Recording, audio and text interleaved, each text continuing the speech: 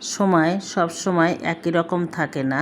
মানুষের জীবনে থাকে উত্থান পতন, আর নদীতে থাকে জোয়ার ভাটা। এই যে একটা নদী দেখতে পাচ্ছেন, এই নদীটা এক সময় পানিতে পরিপূর্ণ থাকতো।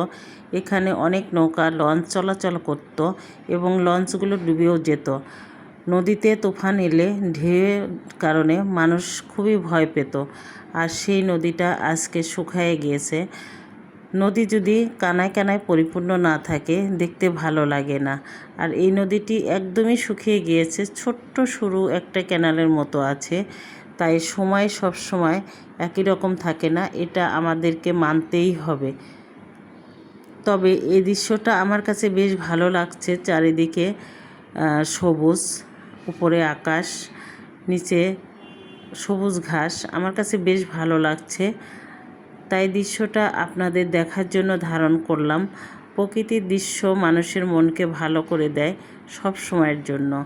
মানুষ বেমানি করলেও প্রকৃতি কখনো মানুষের সাথে বেমানি করে না। যত প্রকৃতি দেখবেন তত নিজেকে ভালো রাখতে পারবেন। তাই যেখানে সুন্দর সুন্দর প্রকৃতি দেখি, আপনাদের দেখার জন্য ভিডিও করে রাখি। আমার এই ভিডিওটি কেমন হলো কমেন্টস করে জানিয়ে যাবেন। আর কে কোথা থেকে ভিডিওটি দেখছেন